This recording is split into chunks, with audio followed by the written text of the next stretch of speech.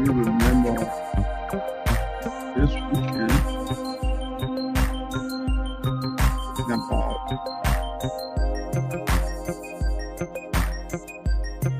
about recently, and we are here to bring you more of what you need to know. So we talk about Burkina Faso. We talk about Burkina Faso, and we talk a little bit about Liberia, but we want to end up with Burkina Faso for this weekend, and then quickly we will be jumping into Liberia. But Burkina Faso is the headline for all the African activity right now, because we see that the future for Africa, Burkina Faso is heading that, because we see the level of development very fast, quick project, everything going very smoothly with no noise, no corruption, and they want you to believe that Mediterranean people are bad people, when in fact the same politicians that you put into office with those big ties on their neck with court, they are the very wicked and dangerous people on earth. And they want you to believe that Mediterranean people, not all, but they are the wicked people. Don't believe that. Don't believe that. They are not wicked like they claim to be, So, what I'm actually going to do here, I will bring you a little bit of music from the scene here. And then after that, we will be going into something very fast concerning,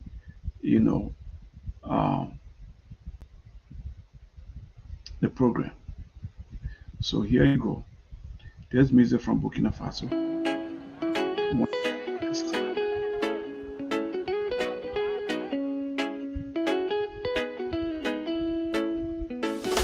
Kwame Nkrumah, gone. Patrice Lumumba, gone.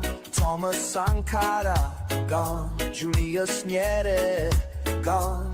Jomo Kenyatta, gone. Samora Machel, gone. Steve Biko, gone. Samora Machel, gone. Steve Biko, gone. Haile Selassie, gone. Nelson Mandela, gone. Amilcar Cabral, gone. Africa, protect Traore, let no shadow steal his glory. From the Nile to Soweto, we mourn and pray, don't take another prophet away. Africa, protect Traore, protect. It's our only message from Haiti to Accra, we still say gone.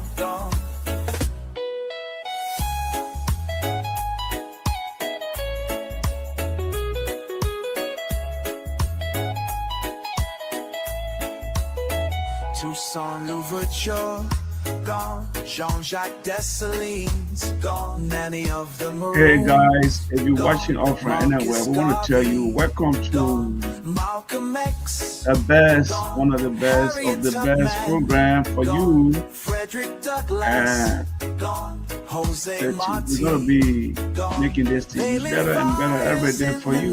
They gave their flesh, they paid the price. I can tell you still march in stolen how much if we forget knowledge is important, so but we have to study. Across the land, call their names with lifted hands. Let Traore know he's not alone.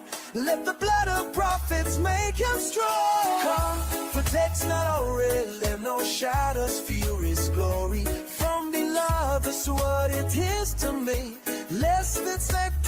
sun.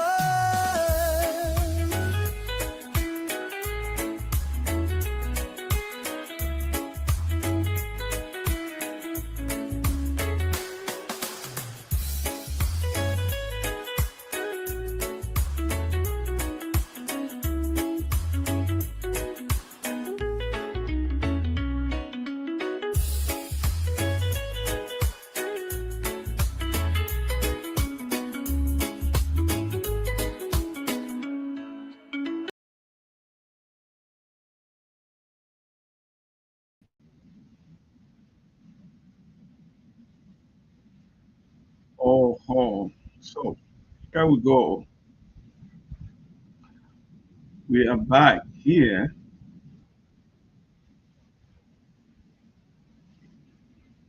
I'm gonna bring you everything that you need to know, right? So, well, actually, I want to bring here before we begin. I will bring you the president of Burkina Faso, Mr. Traoré, of the recent development that is undergoing. And I will tell you, man, things are moving very fast. Things are moving very, very fast with our younger president of Africa, Mr. Traoré. So we will bring you um, one of this video that we have pinned here about his development, the recent one. I'm about to share that with you so you can know, like I said, we are here to bring you Africans development. For the African country, they are very serious to develop their country. Quite recently, we heard that few people was arrested in Burkina Faso.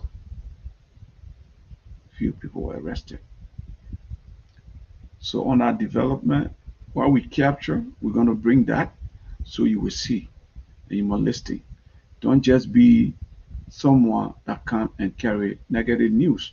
But here, we want on you to charges stay of and espionage carry and the news. treason. Okay? They called it humanitarian listen work. to Burkina that. Faso called it spying.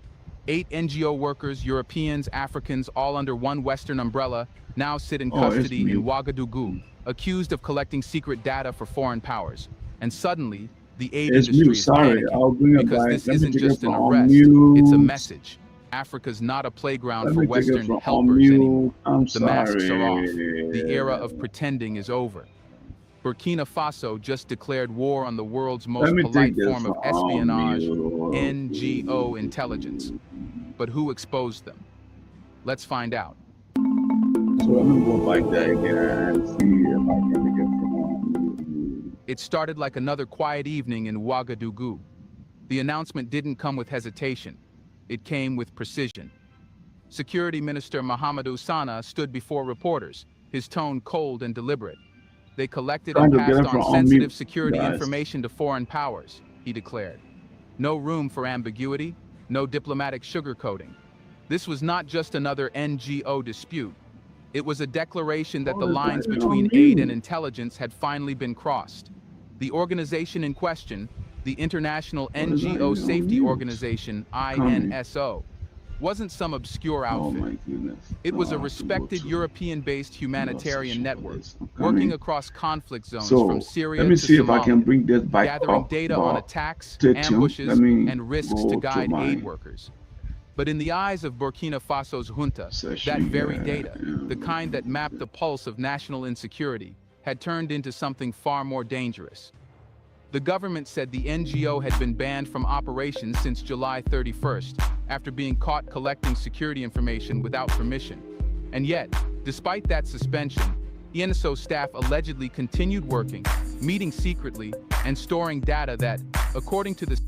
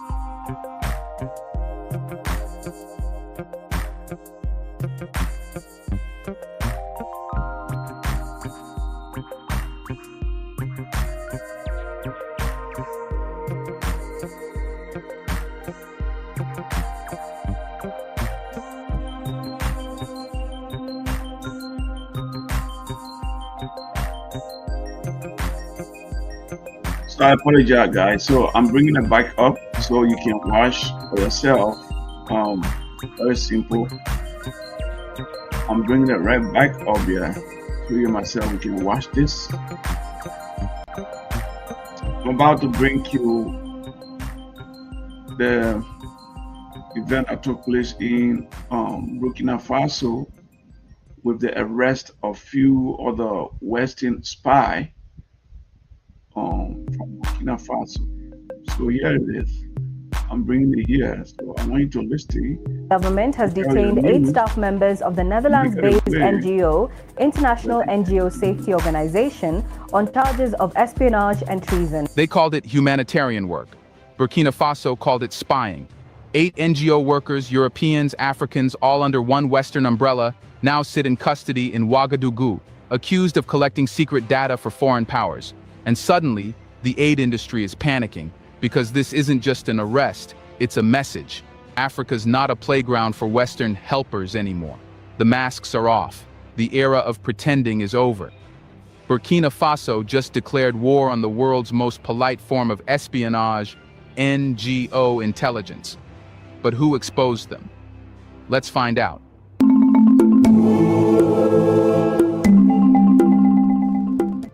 It started like another quiet evening in Ouagadougou. The announcement didn't come with hesitation. It came with precision. Security Minister Mahamadou Sana stood before reporters, his tone cold and deliberate. They collected and passed on sensitive security information to foreign powers, he declared. No room for ambiguity, no diplomatic sugarcoating. This was not just another NGO dispute. It was a declaration that the lines between aid and intelligence had finally been crossed. The organization in question, the International NGO Safety Organization, INSO, wasn't some obscure outfit. It was a respected European-based humanitarian network, working across conflict zones from Syria to Somalia, gathering data on attacks, ambushes, and risks to guide aid workers. But in the eyes of Burkina Faso's junta, that very data, the kind that mapped the pulse of national insecurity, had turned into something far more dangerous. The government said the NGO had been banned from operations since July 31st, after being caught collecting security information without permission. And yet, despite that suspension, ENSO staff allegedly continued working, meeting secretly, and storing data that, according to the state, never should have existed. For the junta, that wasn't humanitarianism, it was defiance wrapped in diplomacy. In a country where every village road can be a target and every informant can cost lives, unapproved data isn't just paperwork, it's ammunition. When authorities moved in to detain the group, they did so quietly, long before the news broke. Among those taken were 3 Europeans, a Malian, and 4 Burkinabé, including the NGO's country director and his deputy, people who, until then, had been treated like partners of the state. But the moment their laptops and communication logs were seized, the narrative changed. The government saw coordination reports. The NGO called them safety assessments. But the ministry saw maps of sensitive regions, travel routes, and notes about armed groups, the kind of material that, in the wrong hands, could expose military strategies or aid enemy infiltration. It wasn't about what was collected. It was about who was seeing it and where it was going. INSO immediately denied the accusations, calling them categorically false. They said they existed to protect aid workers, not to undermine governments. Their representative, Anthony Neal, told the BBC that the NGO had ceased all data collection after suspension and was only in country to manage administrative matters. But to the Burkinabe authorities, those reassurances sounded all too familiar. The same diplomatic script Africa has heard for decades, every time sovereignty is breached behind the curtain of good intentions. Still, the timing wasn't random. Burkina Faso, under Captain Ibrahim Traoré, has been in a political transformation, rejecting Western military partnerships, cutting ties with France, and reasserting control over every inch of national security. The country has been bleeding under insurgent attacks, many of which are mysteriously well coordinated despite constant Western assistance. To Traoré's government, this arrest wasn't about punishing foreigners. It was about sending a message to every organization operating in Africa. If you're on our soil, you're under our rules. The tension that night was more than diplomatic. It was symbolic, a clash between two worldviews. One that sees Africa as a space to be managed, mapped, and monitored, and another that sees it as a sovereign force reclaiming its agency. The silence after Sana's press conference was deafening. Western embassies scrambled for statements, aid groups whispered of a new hostility. But inside Burkina Faso, something else stirred. A quiet pride. A sense that after decades of being watched, the country had finally turned the gaze back outward. And that's the question that now lingers like smoke over the Sahel. If even humanitarian data is now a weapon, what else has been used to monitor Africa all along? The real war in Africa today isn't for land, it's for knowledge. Who knows what, where, and when? That's the currency that shapes the modern battlefield. When the Burkinabe authorities raided NSO's offices, they didn't just find laptops and files. They found a pattern, one that has been repeated across Africa for years. Maps marked with dots of conflict, logs of incidents in rural provinces, coded language describing local actors. It looked harmless. Safety reports for aid workers. But anyone who understands security knows that such information, once compiled, becomes a strategic map. Each incident report tells more than it claims. It shows where militants move, where the army is thin, and which regions are most unstable. And those patterns, when viewed from a global vantage point, reveal more than satellites ever could. In the hands of the wrong partner, that's the kind of intelligence that can topple a defense plan before it's even tested. That's why the Burkinabe junta drew the line. To them, the so-called humanitarian data network was no longer just an observer. It was a silent player in the conflict itself. But here's the uncomfortable truth. INSO isn't alone. Nearly every international NGO in the Sahel collects data, not always for malice, but always for control. Each one insists their mission is neutral. Yet neutrality collapses the moment information leaves African servers and travels to Western institutions, where analysis is turned into strategy. The irony is, this system didn't begin under military rule. It began under democracy, with foreign partners embedding information-sharing protocols into donor contracts. That's how Africa's crises became Western datasets. And when Captain Ibrahim Traoré's government finally pulled the plug on that open pipeline, it wasn't just a crackdown, it was a rupture. But the question then becomes, why did this data obsession start in the first place? Why do Western organizations need to monitor African territories down to the last roadblock? The answer lies in history's repetition, the transformation of empire into information. When Europe's colonial projects crumbled, they left behind a vacuum that was never truly empty. Instead of garrisons, came agencies. Instead of soldiers, came surveyors. Instead of occupation, came observation. The aim was the same: to understand Africa better than Africa understood itself. That's why the NSO incident feels like déjà vu, a mirror of what Africa endured for centuries, only now dressed in humanitarian logos and PowerPoint templates. Burkina Faso isn't just questioning an NGO. It's questioning an entire ideology. The belief that foreign institutions must always have a clearer picture of African security than Africans do. And the timing couldn't be more symbolic. The country has already rejected France's military presence and pivoted toward alliances built on mutual respect rather than manipulation. So when Traore's government looked at INSO's work and saw echoes of surveillance, it wasn't paranoia. It was pattern recognition sharpened by decades of exploitation. The shock in Western capitals wasn't about 8 people being detained. It was about a network being exposed. A network so deeply woven into Africa's humanitarian ecosystem that its removal threatens to blind the entire Western aid apparatus operating in the Sahel. But this brings us to the real turning point.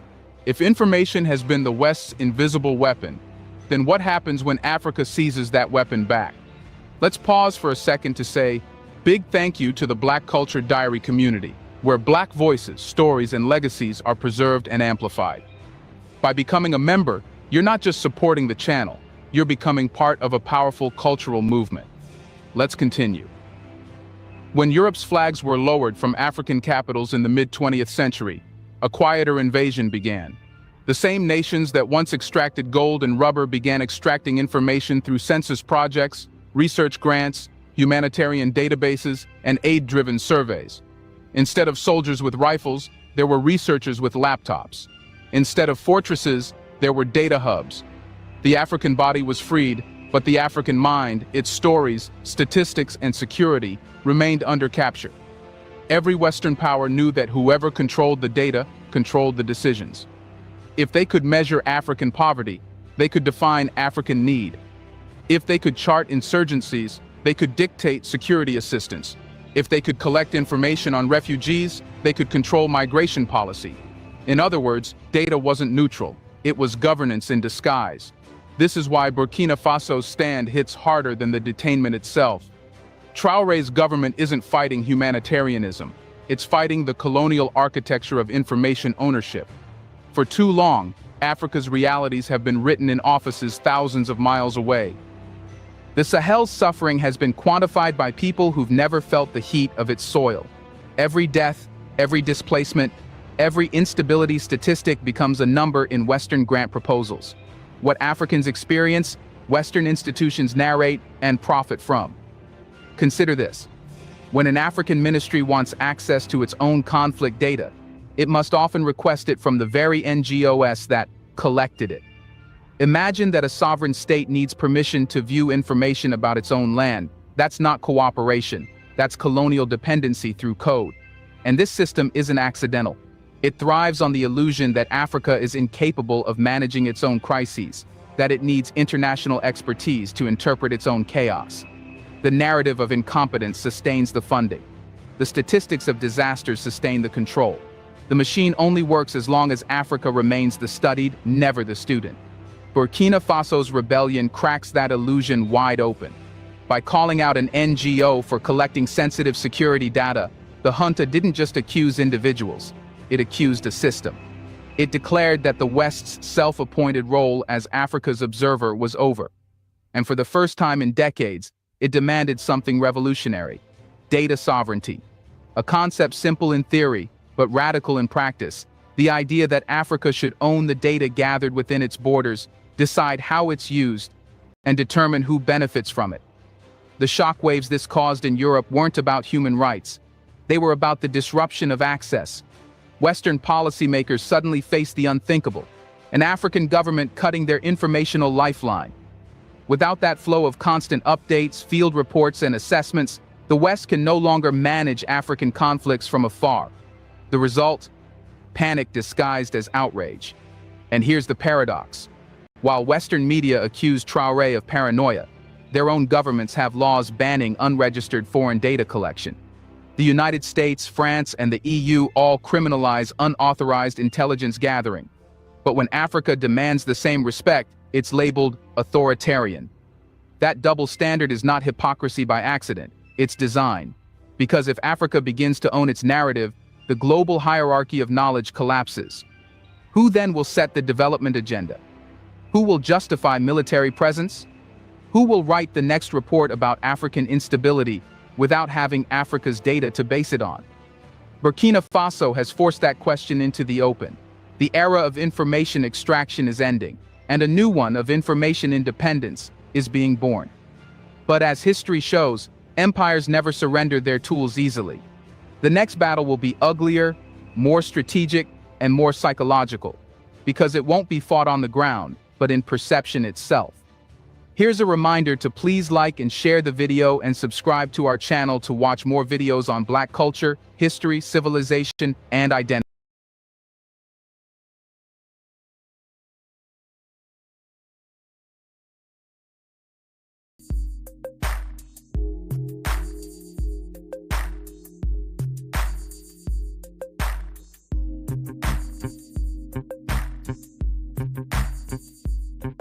The flow of intelligence didn't just pause, it reversed. The outrage came quickly, but it wasn't the kind born of morality. It was the sound of a system cracking. European officials called the arrests unfounded. Western think tanks published urgent analyses about shrinking humanitarian space. Aid agencies warned that data restrictions would hamper safety operations. Yet beneath the noise, one thing was clear. It wasn't the welfare of Burkina Faso that worried them. It was the loss of access. To understand the hysteria, you must understand the machinery behind it. For decades, every Western operation in Africa, from military planning to foreign investment, has relied on constant streams of NGO-generated data. That's how risk maps were drawn, how policy assessments were justified, how foreign embassies positioned influence without needing troops. NGOs were the soft scouts of geopolitics, never uniformed, always unarmed, but infinitely more useful. Now imagine that entire system collapsing overnight. No more daily field reports. No more local incident logs. No more quietly extracted context briefings for Western embassies. In a single move, Burkina Faso had unplugged an empire's informational lifeline. And in geopolitics, that's not just inconvenient, it's catastrophic. That's why Western officials didn't just complain, they coordinated. Behind the scenes, diplomatic cables began to circulate. Paris sought explanations. Brussels hinted at sanctions. Washington questioned whether Burkina Faso's security cooperation should continue. None of this was about the detained aid workers. It was about the precedent. Because if one African nation could shut down the NGO pipeline and survive, what would stop others? Mali has already expelled French troops. Niger followed. The Central African Republic banned several Western charities suspected of political interference. The pattern was spreading like a storm front, and Burkina Faso's defiance was the lightning bolt that made it visible. The Sahel was no longer the playground, it was the front line. The Western narrative machine kicked in instantly. Major outlets framed Traoré's government as increasingly repressive. Human rights groups issued warnings about freedom of association. Experts were wheeled out on international media to call it a dangerous slide toward authoritarian isolation. But beneath that outrage was something else: fear of irrelevance. Because if the Sahel's new leadership bloc, Burkina Faso, Mali, and Niger, could collectively manage security intelligence without Western mediation, then entire institutions like the UN's peacekeeping divisions, the EU's training missions, and France's counterinsurgency operations would become obsolete. The balance of who interprets Africa's wars, who defines its dangers, and who writes its future would shift permanently. That's the real reason for the uproar. The West isn't losing influence because Africa is suddenly radical. It's losing influence because Africa is learning to think, plan, and secure itself without permission. And perhaps most revealing was the silence that followed the initial condemnation. After the outrage faded, there was no real retaliation, just murmurs, hesitation, and vague talk of reviewing partnerships. Because deep down, even Western analysts understood what had just happened. The age of one-way observation was dying. Burkina Faso had turned the telescope around. What they see now, looking back, is uncomfortable. They see a continent that no longer needs validation, a people who no longer panic when aid disappears, and a generation of leaders willing to risk diplomatic fallout for sovereignty.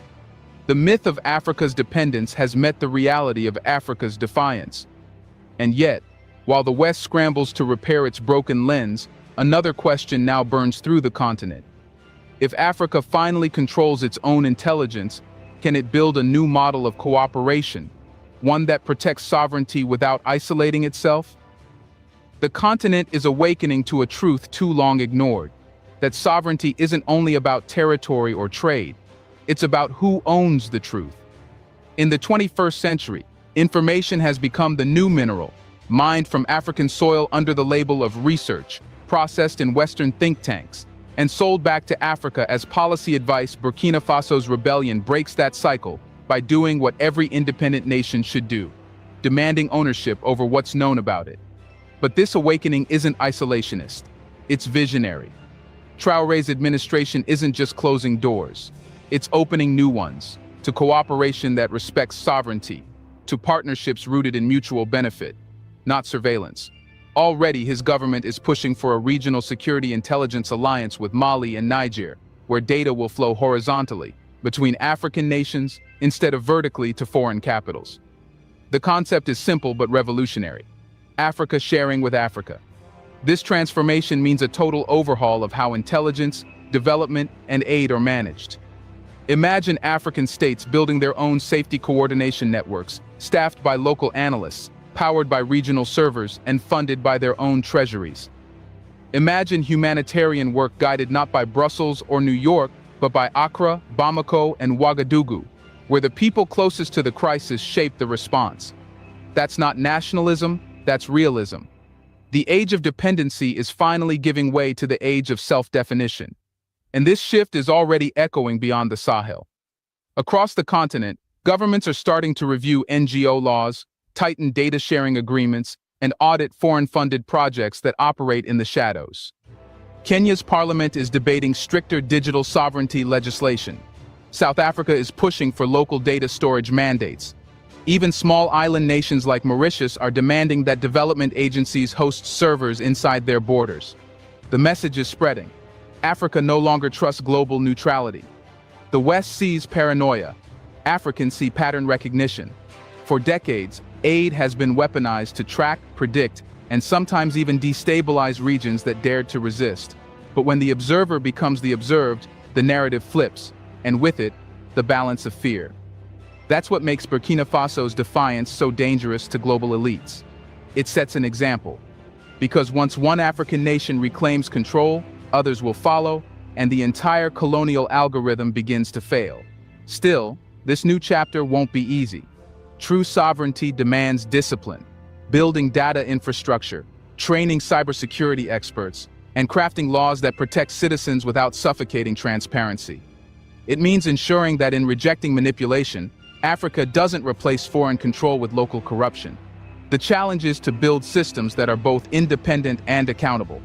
That's where leadership must evolve from resistance to reconstruction, from fighting external control to mastering internal capacity. And perhaps that's the greatest irony of all. While the West accuses Traoré of silencing freedom, he is actually forcing the continent to rediscover a deeper one, the freedom to know itself on its own terms. For centuries, Africa's image was drawn by outsiders, missionaries, explorers, colonizers, and consultants. Now the continent stands on the verge of painting its own reflection. Not a perfect picture, but an honest one. The story that began with 8 detained NGO workers is no longer about them. It's about a continent waking up to the weight of its own information and the power of its own autonomy. Because in this new age, the greatest revolution isn't fought with weapons, it's fought with who controls the narrative. And for the first time in living memory, that control is shifting southward. The West is watching, but for once, Africa is not performing. It's writing. And that right there is the birth of a new chapter, one where Africa is no longer the subject of reports, but the author of its own reality. Do you think Burkina Faso's defiance marks the beginning of a new African order, or just another chapter in an old struggle?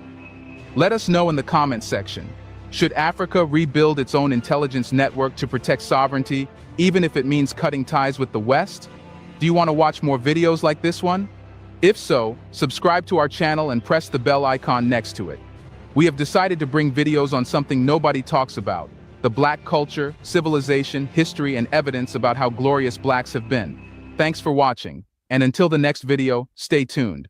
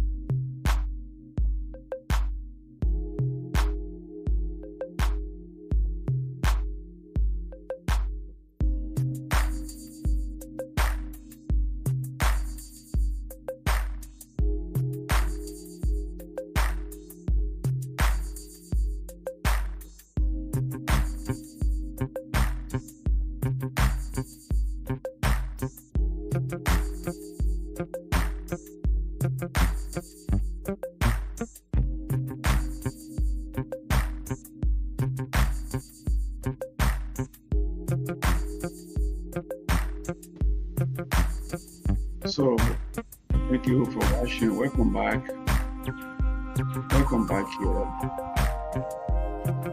So, we'll now bring you the end of the story. But first thing here, did you follow the conversation? That's the whole important thing that you need to know. So after that, I'm about to bring you the end of that story. What happened a few days ago? What did the young president do for his country? I'm about to bring you that. I want you to follow me.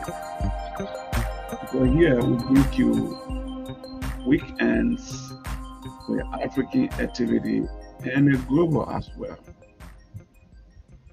So the donation that this man has done,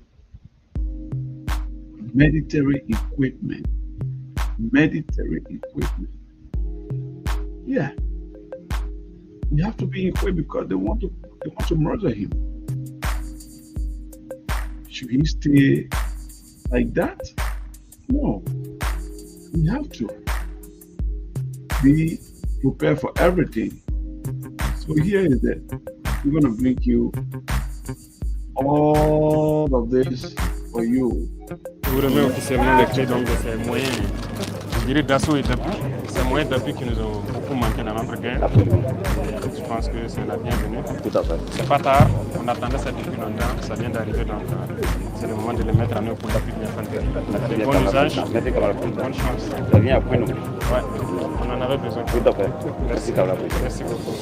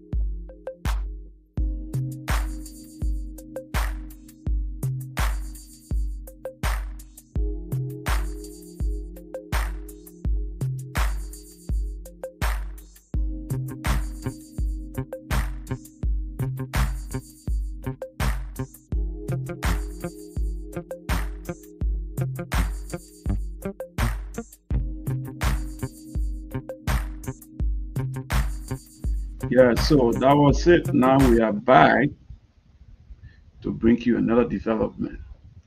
This time around, I want to do Liberia. I want to do Liberia. But before then,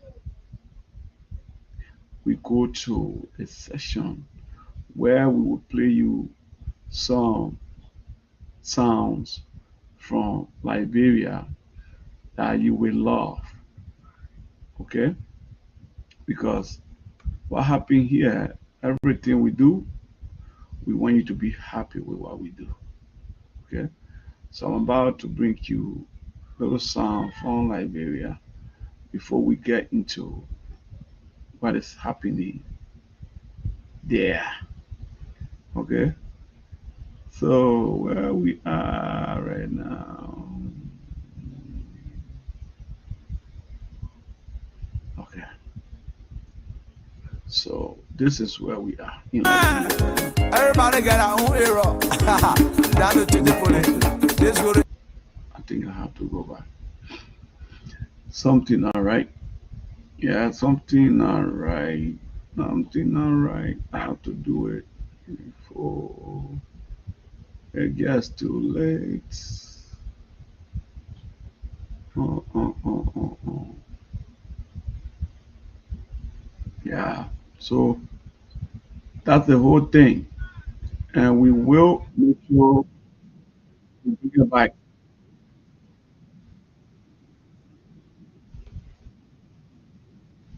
So yeah, this is it. Let me come back to you and bring you your Liberian music.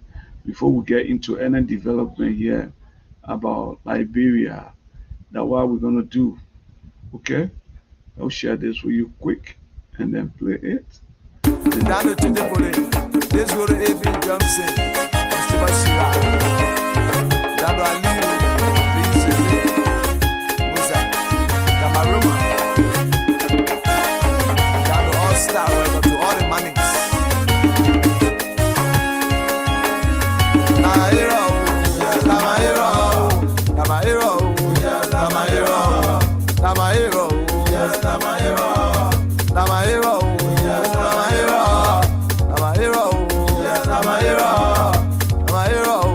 Namahiro. Some people got a hero to make their market. Some people got a hero to make you. Your hero is your hero. My hero is my hero. My hero. Now my hero. Now my hero. Now my hero. Now my hero. Now my hero. Now my hero. Now my hero. Yes, they're gonna be so. What about your way? You got that money. You did. I was saying go. See your best.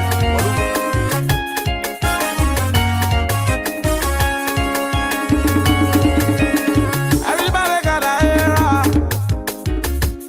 Oh God, you know, your hero is your hero. Some people hero to make a market. Some people hero to be up and down in the street. Some people hero to pay the sign for me. I got my hero, his music hero. Over, I say. Now my hero, now my hero, now my hero, yeah, now my hero, yeah, now my hero, yeah, now my hero, now my hero, yeah, now my hero, now my hero, yeah, now my hero.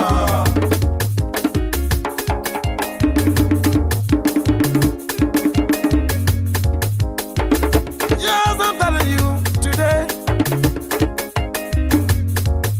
Time for the man and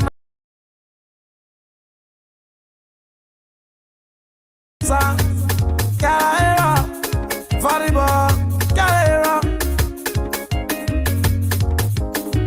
Senior Senator, Carrera. Representative Marshall, Carrera. Oh, God, no.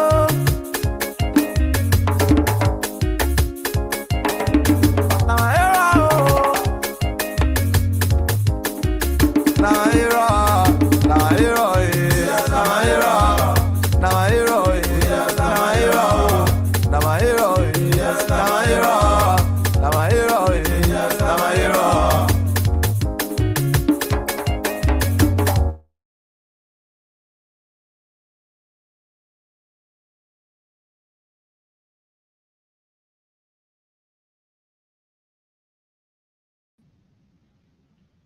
So I'll bring you the story from Liberia. After this, coming on in the music time, in the music, and then listen to you speaking on like this. Just do it. Right? Just do it. Somebody just go street of Monrovia. So what I want to do, I want to bring it so we can make use out of it. Let's see what really happening in the city. And then let's see. Let me have it here. Like that. So this is what I checked.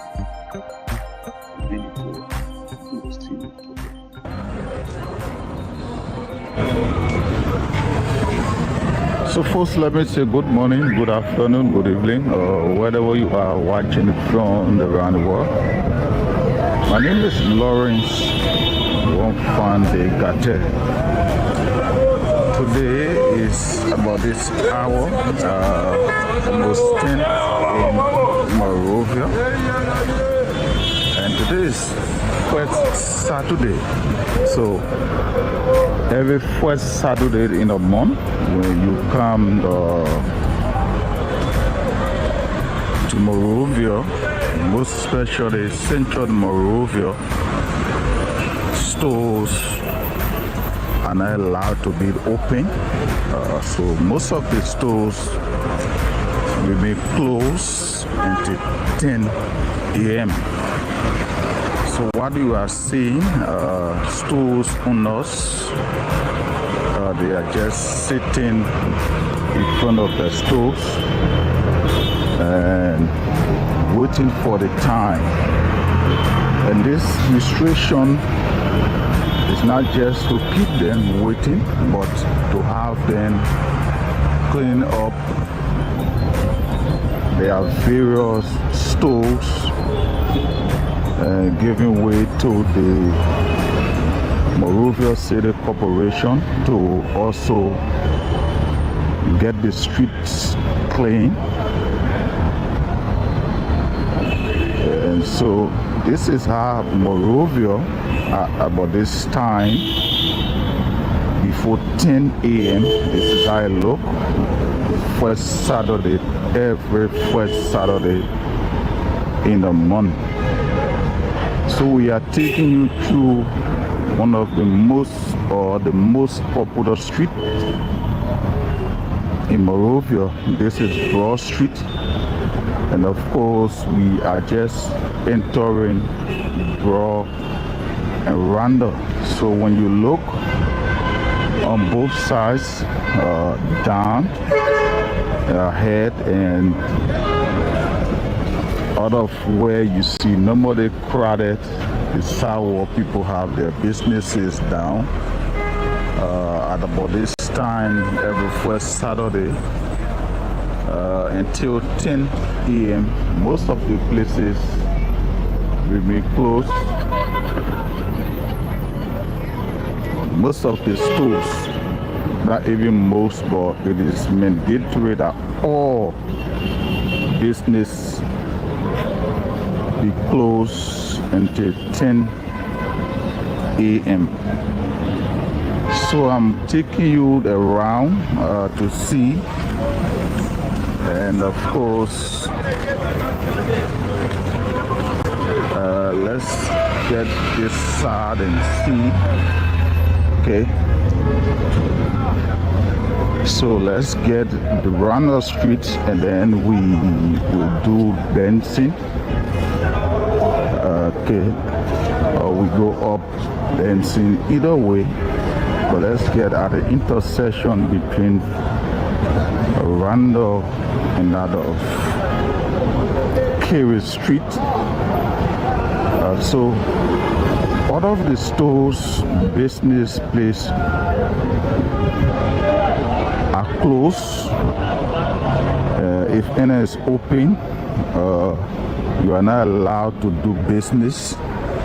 but it is mandatory that it remain closed. And then you have the streets, and it is a general cleaning up campaign. So as you can see, every corner that we pass, you will not see any store open. If it open, it means that you are doing it at your own risk. But the question remains is that whether people are actually adhering to this restriction. So we're going up Kerry Street and then down Mecklin Street, then we use the Benson Street bell. So whether people are actually abiding by these things or they are just seated, because most of the cleaning up in Central Monrovia, it is being done by the Monrovia City Corporation.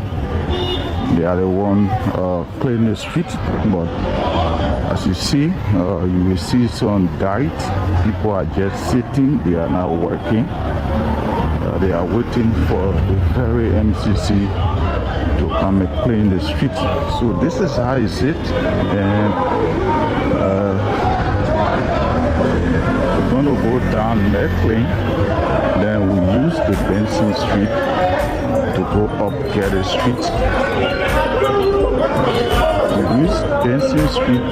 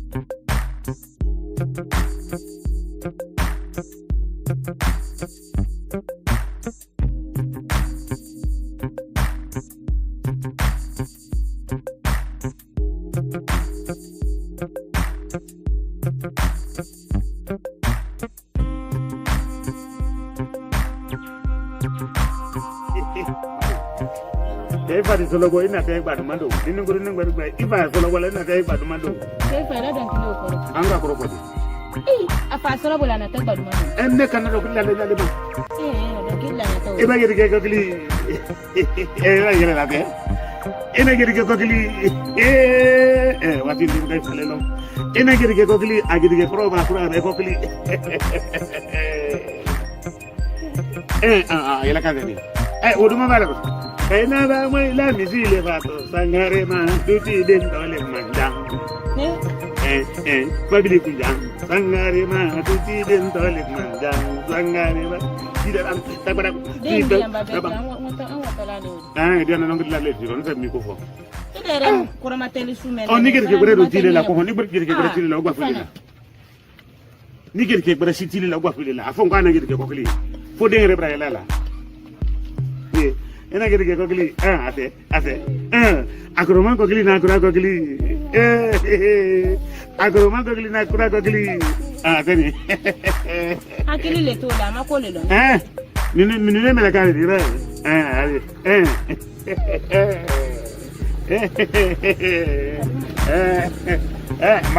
look at the city. You're like a city. Oh, in the restaurant, I'm Master Blue. That's not. Everybody, yeah.